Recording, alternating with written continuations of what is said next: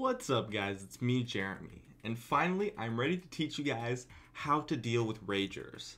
I spent literally months theory crafting and preparing for this video, and it was definitely worth it. Let's get started. We all have those games where our teammates are annoying. I personally don't care when someone feeds, but when someone rages, oh my god, does it make me hate this game. Now, when attempting to nullify a rager and shut them down, it's important to understand the risks. If you fail with your psychological tactics and what you do backfires, it could end up in someone AFKing.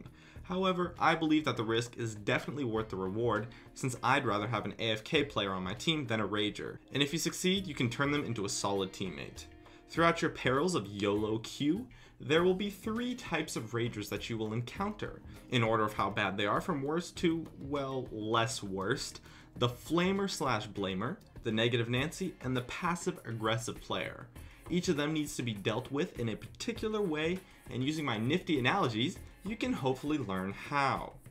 Starting with the Flamer and Blamer. Now these really are 2 separate types of ragers, but they're dealt with in the same way, so I've grouped them together. This type of player is going to be like your mean ex-wife. They complain and complain and complain and don't listen to any of your valid reasoning as they're tunneled in on their complaints.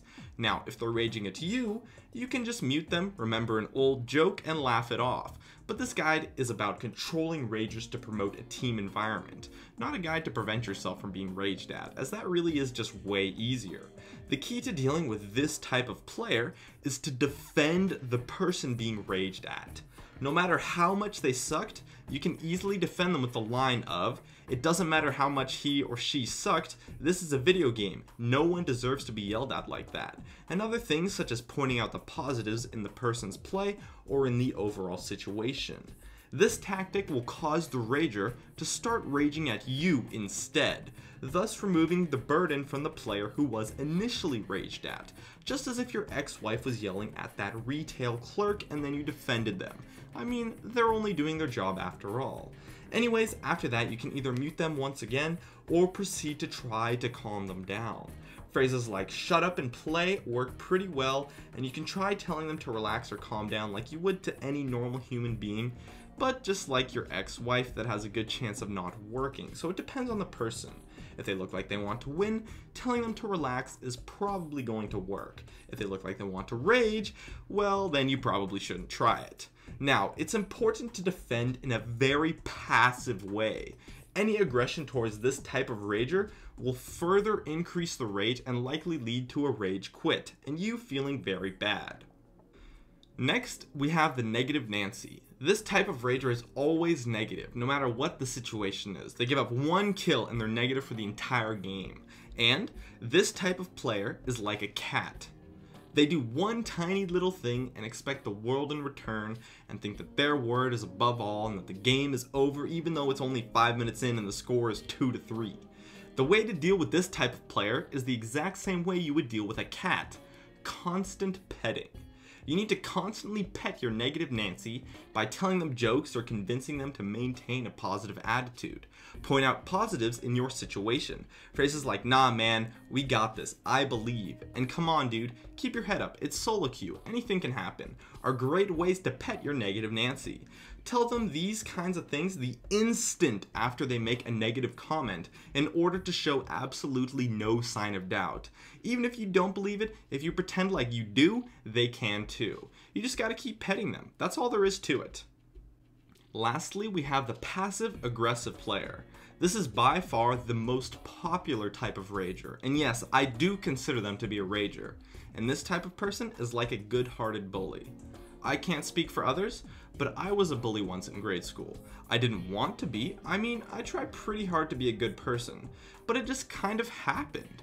The instant I realized I was being a bully, I was very ashamed of it and made up for my actions.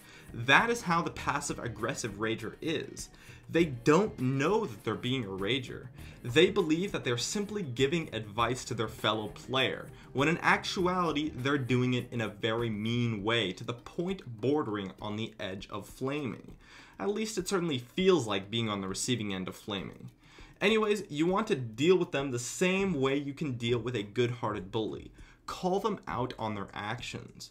One of the most common things from a passive-aggressive rager is asking why in a situation. The easiest response for that is simply just why ask why, and I've never seen that response fail, as once again, this type of player doesn't know that they're raging. They don't actually want to rage. You want to call them out, but make sure you do not do it in an aggressive way yourself. Bluntly calling them a rager is a very aggressive response and will almost always backfire. Telling a joke can work well, such as, "Please no flamerino." Heck, you can probably just tell them nicely that their message was a little over the top. Just make sure that you're very nice to this person, or they'll escalate into a much worse type of rager. Now, there's going to be a couple of tactics that will work for all three types of ragers, and heck, even just for dealing with people in general. The first thing I've touched over, and that is never to be passive-aggressive or aggressive when dealing with a rager. This will pretty much always escalate the situation and just make things much worse than they are. Phrases like, "We would be winning this game if you would just shut the hell up," can easily be replaced by, "We might have a better chance with a more positive attitude." The second phrase here is miles better. Rather than placing the blame on the rager, you simply place the blame on no one, and that is the best thing to do psychologically.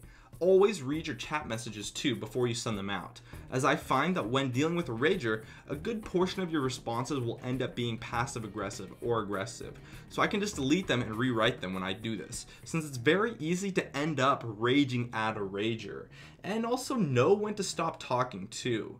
Even if someone's been raging, once you get them to stop, you don't need to continually bust their balls, so once they drop it, you should too. And above all else, always remember to be nice all around. Just do your best to be very kind in a smart way with your messages with smiley faces and stuff, and make it seem like you're on the rager's side, being the good friend just trying to calm them down. And if you doubt any of my creds for this video, just remember that I'm Canadian. My name is Jeremy, and that's it for my video on dealing with ragers. If you enjoyed this video, feel free to check out some of my others on the screen right now. I'd love it if you could support me with a like, and make sure to subscribe for some more awesome content in the future if you enjoyed this video. As always, thank you guys so much for watching, and I'll see you guys next time.